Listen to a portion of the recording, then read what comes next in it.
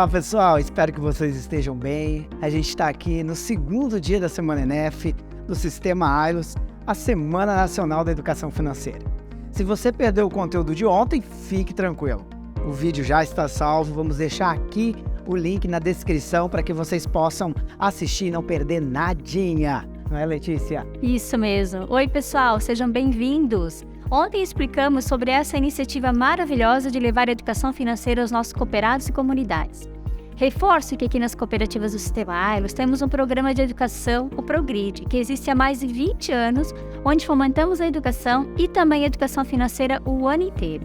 Saiba mais em ailos.coop.br/educação. É verdade, Letícia. Na Semana ENEF a gente está trazendo histórias e experiências reais vividas pelos nossos colaboradores.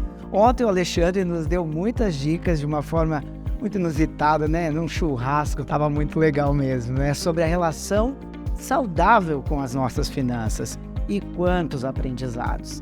Depois entendemos isso como os nossos comportamentos e emoções podem afetar na hora de lidar com as nossas finanças.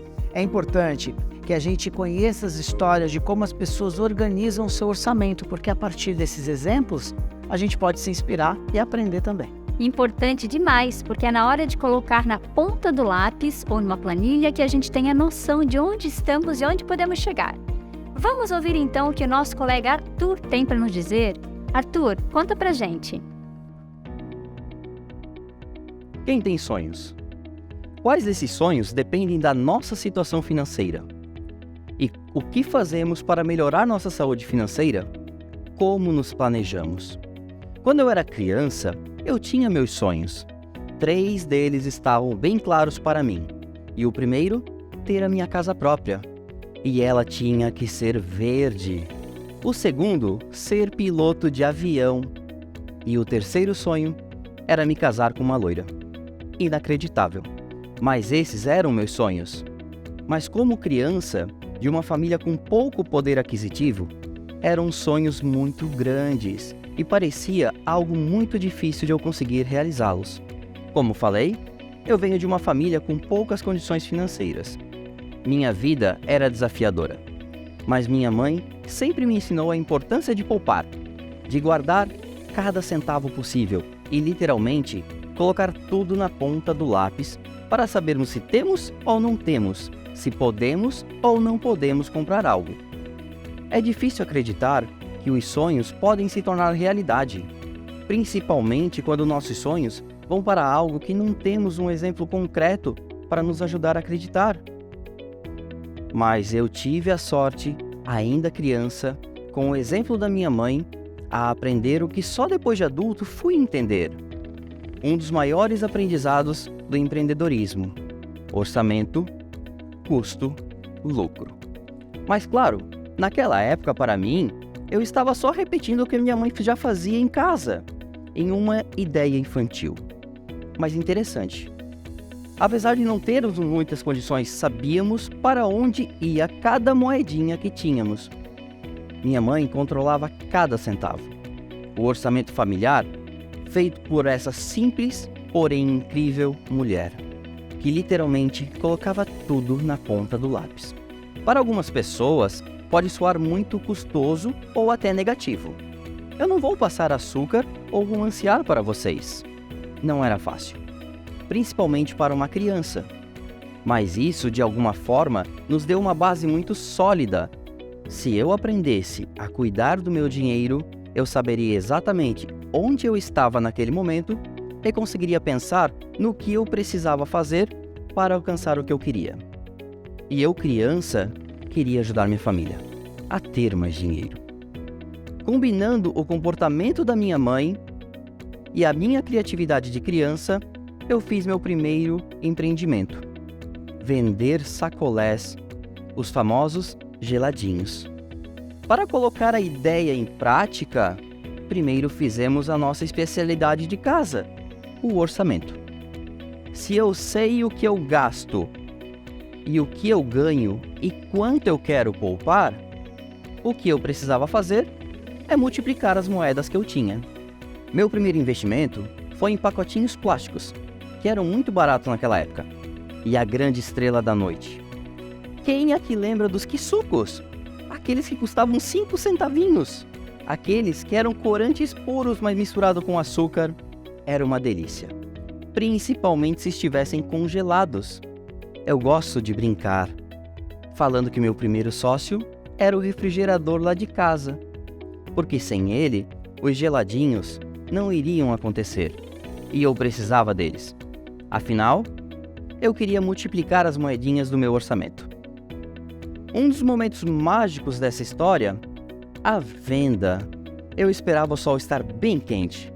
Todas as crianças na rua brincando, suadas, e eu saía de casa, bem contente, com um dos meus sacolés, comendo como se fosse a coisa mais deliciosa do mundo. Não demorava muito para as crianças começarem a falar: "Eu quero! Eu quero!" E a resposta vinha: "Tenho mais, e é só 10 centavos." E preciso que vocês agora olhem esse momento com os olhos de criança. Naquela primeira tarde, eu vendi todos os meus sacolés que eu tinha feito e as minhas moedinhas haviam se multiplicado. Eu poderia até não ter a maturidade suficiente para saber se a forma como minha mãe fazia o orçamento lá de casa era melhor naquela época. Mas eu sabia. Ele dava certo. E que se eu trabalhasse muito, eu poderia multiplicar o que eu tinha. Essa lição eu levei para a minha vida toda. E de fato, de moeda em moeda e com o estímulo da minha mãe, que sempre falava: "Coloque tudo na ponta do lápis." Que esse garoto hoje é um adulto, que passa por muitas coisas em sua vida. Alguns empregos diferentes, muitas oportunidades foram surgindo e conquistadas. Mas a importância de saber meu orçamento, entender os meus gastos, guardar e poupar, nunca deixou de existir. O meu orçamento pessoal sempre fez parte da minha vida. E quando eu consegui meu primeiro emprego, parte da remuneração era guardada. E de grão em grão, como diz o ditado, a galinha enche o papo. Mas eu tinha muitas despesas, então eu precisava de novas oportunidades. Mas nunca caí no pensamento de: quando eu tiver mais dinheiro eu faço. Eu sempre estava pensando em como eu poderia guardar um pouco mais. Afinal, eu tinha sonhos e eu não estava nem perto de alcançá-los. E lembra que eu falei para vocês que é difícil acreditar no futuro com grandes coisas se não tivermos exemplos mais concretos próximos da gente? Isso é verdade. Mas também é verdade que toda essa base do orçamento como apoio reforçou em mim uma frase que é uma âncora em minha vida: eu quero, eu posso, eu consigo. Porque eu sabia que era verdade, que as coisas poderiam ser planejadas e que me levariam tempo sim, mas elas iam acontecer. Sempre de pouquinho em pouquinho. E comecei a aprender isso com as minhas moedinhas do sacolé.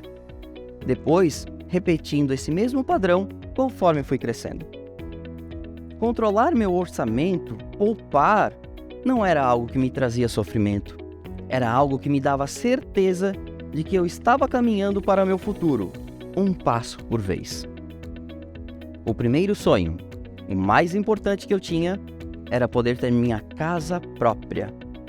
E tudo começou com um simples apartamento, financiado, mas era meu. Tive um sócio e, neste momento, uma instituição financeira, que financiou e me ajudou naquela época. Mas não foi somente sobre o apartamento. Aquele era a primeira vitória para um objetivo que eu tinha traçado para a minha vida e que nunca desisti de ir atrás da conquista. E hoje tenho a melhor sociedade que eu poderia ter: minha família. Tenho ao meu lado minha esposa e minhas 3 filhas. E repassamos a cada uma delas a importância de ter um objetivo traçado e economicamente se planejar para isso.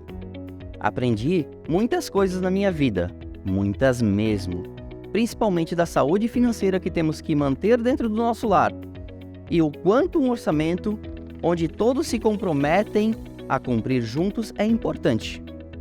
Essas lições vieram de mãe para filho e hoje eu repasso para as nossas filhas.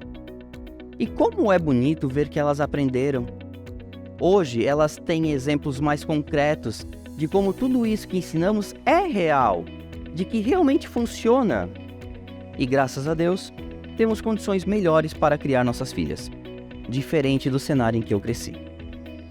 Mas nem por isso, o orçamento e a ponta do lápis deixaram de existir. E quando eu falo dos meus sonhos, vocês se lembram que eram 3? O primeiro, ter uma casa, mas ela tinha que ser verde, se recordam? Pois então, hoje eu tenho a minha tão sonhada casa, mas não tive coragem de pintar ela de verde. Ufa, escapei dessa. A minha esposa me mataria. O segundo sonho era ser piloto de avião, e o terceiro era casar com uma loira. E adivinhem, eu casei com uma loira. Mas hoje, o piloto de avião é algo que descartei por outras motivações profissionais. Porém, não deixei de pilotar a minha vida financeira com a minha família. E como eu acredito em multiplicação, eu quero oferecer algo para vocês, algo muito valioso, herança de família. Comecem hoje, coloquem na ponta do lápis. Veja como está o orçamento da vida de vocês. Sonhem, planejem, procurem ajuda para fazer as mudanças que precisarem para alcançar esses seus sonhos. Acreditem, se vocês, como eu no começo, também têm dificuldade de acreditar no futuro que sonham, usem o presente que a minha mãe me deu. Deixe que seus registros te mostrem que você estará a cada dia mais perto de seu objetivo, com organização, força de vontade e garra. Então não esqueçam, e quando tiverem seus objetivos traçados, façam seu orçamento pessoal, reforcem a vocês. Eu quero, eu posso, eu vou conseguir. Que história bonita, né, Diogo? Inspiradora. Quem nunca viveu ou acompanhou alguém com dificuldades financeiras na família, né? Se você lembrou-se algum amigo que pode se inspirar com essa história para começar a fazer o seu orçamento pessoal, já compartilhe com ele nas redes sociais. Já percebeu quanto aprendizado, Lê, a gente tem nessa história? A gente pode extrair ali daquela vida, da casa, das realidades, nas realizações de sonhos, objetivos de vida. O Arthur falou de como o menino que ele foi fez com que os aprendizados da mãe trouxessem para ele conhecimento para a vida financeira. É isso que ele passa aos demais. E a gente tem muito isso, né? Os aprendizados da infância, às vezes aquela dica da vovó, né? Da mãe. Isso fica marcado pro resto da vida, né? Me identifico muito com a história do Arthur, porque minha mãe foi a minha professora de educação financeira. E por falar em família, Diogo, temos a Carolina, que vai dar dicas de educação financeira para trabalhar com as nossas crianças. Vamos ouvir? Vamos lá, vamos ouvir sim. Queremos ouvir você, Carol.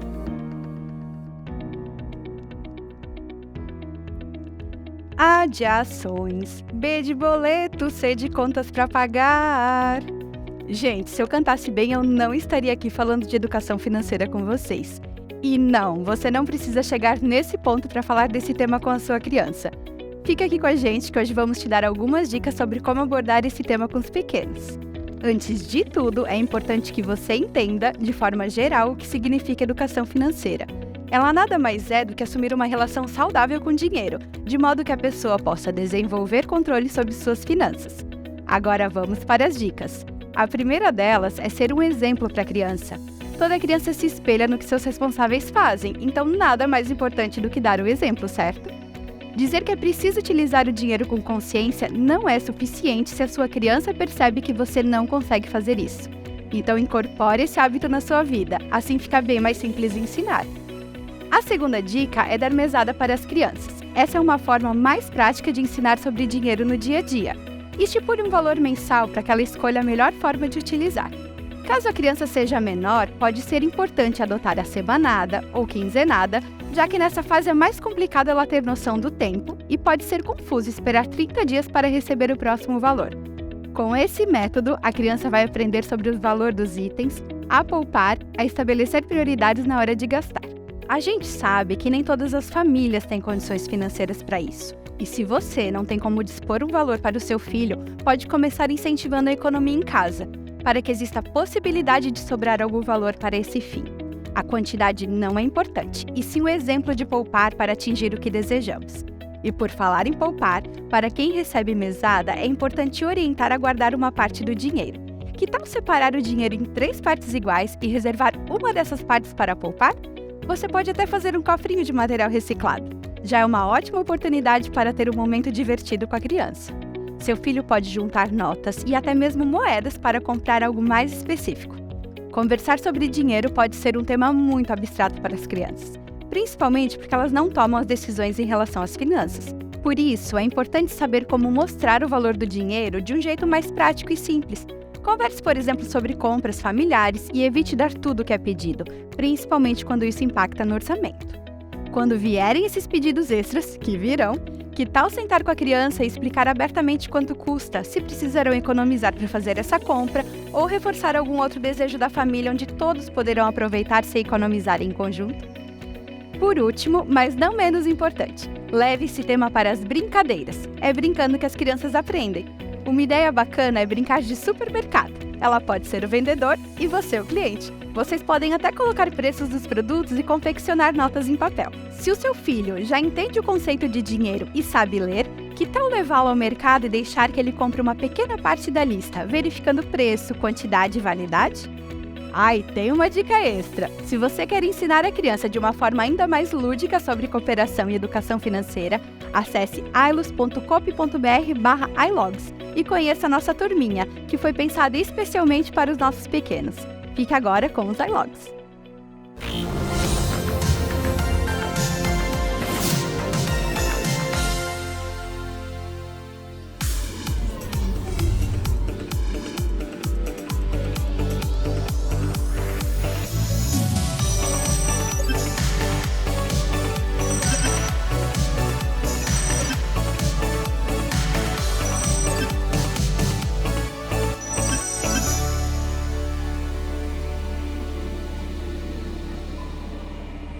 Não vejo a hora de vermos os heróis da Federação e a nave F Andrômeda 101. Que tal uma foto enquanto esperamos? Vamos afastar para melhorar esse enquadramento.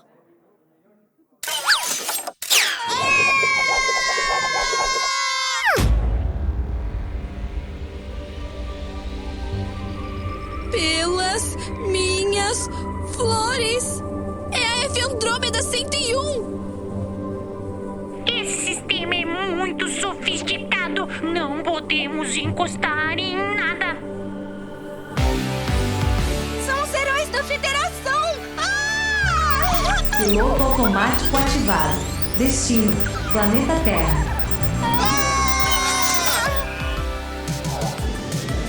Estamos na velocidade da luz. Vamos chegar nesse tal planeta Terra a qualquer momento. Pelo menos estamos no piloto automático, né? Piloto automático desativado por comando de voz. O quê? Você entendeu errado! Desfazer comando! Desfazer comando! Como que a gente vai pousar essa nave? Ando meio tensa. Cadê o manual de instruções? Péssima ideia, Cici. Eu jamais faria isso.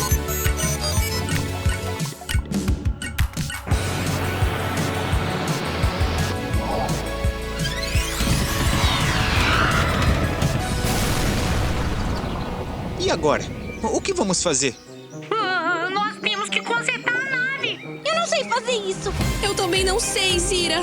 Só sei que agindo sozinhos não vamos chegar a lugar nenhum. Que tal juntarmos nossas forças e mentes para deixarmos a F Andrômeda 101 novinha em folha?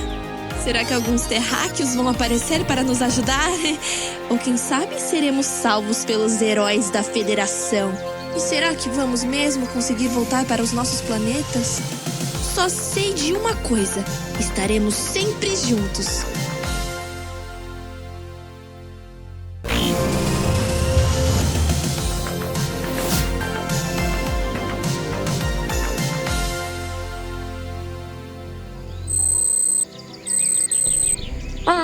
Nossa querida nave F Andrômeda 101 ficou muito danificada. Não se preocupa que logo vamos te deixar novinha em folha. Ela também vai precisar de uma bela pintura. A gente pode pintar a nave de azul com muitas bolinhas e estrelas coloridas, como no espaço sideral. Ai, mas por onde podemos começar o conserto, Beto? Primeiro precisamos encontrar uma peça como essa aqui para encaixar no motor 3XR. Sem isso, ele não consegue gerar energia para as turbinas. Boa, Cici. Aqui nos arredores pode ter algo parecido. Vamos procurar. Oh, não! Essa florzinha foi arrancada na aterrissagem. Eu tenho que salvá-la. Agora ela precisa de água. Onde tem água aqui? Calma, Zira! Volta aqui! Precisamos ficar juntos. Isso não é água. Isso também não. Pessoal, o que é aquele negócio colorido?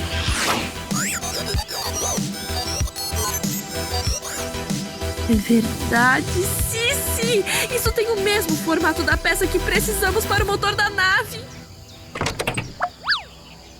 Ai, não. Tá vazio. Não tem água em lugar nenhum. Pessoal, encontramos a peça! Mas por que os seres que vivem nesse planeta deixam tudo largado pelo chão e não dentro desses compartimentos? Não faz o menor sentido. Aposto que dando o exemplo, eles vão aprender rapidinho.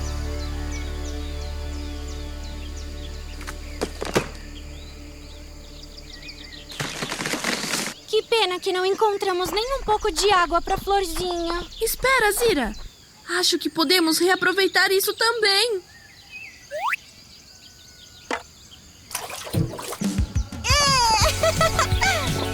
Pronto, florzinha. Agora você vai ficar bem. Desculpa, pessoal. Eu fiquei desesperada e tentei resolver esse problema sozinha. Só conseguimos salvar a florzinha porque trabalhamos juntos. É verdade, Zira. E juntos também conseguimos encontrar a peça para a nave. Isso é exatamente o que precisamos!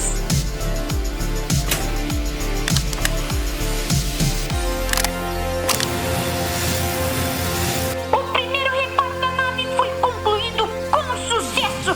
Parabéns pra nós! É isso mesmo, Beto. Mas será que conseguiremos juntos consertar o restante da F Andrômeda 101?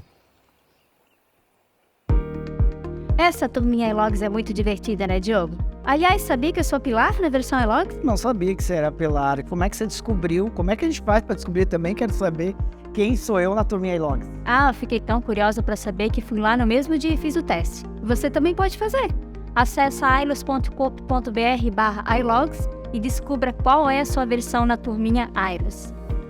E agora, voltando para as dicas da Carol sobre educação financeira para as crianças, eu que sou mãe, uso muito essas dicas e posso afirmar, elas funcionam. E nunca é tarde para começar, sabe, Diogo? É verdade, Letícia. Indiferentemente de ser pai ou não, saber que conhecimentos para as crianças impactam durante toda a sua vida, inclusive, vão refletir lá na vida adulta também. Você viu que no segundo episódio dos iLogs eles falam de consumo consciente. E este é o tema que a Rosana vai nos trazer amanhã, Diogo, de uma maneira muito simples. Muito bom, Letícia. Aguardamos vocês todos então, pessoal. Até lá, a gente se vê no próximo episódio. Até amanhã, pessoal.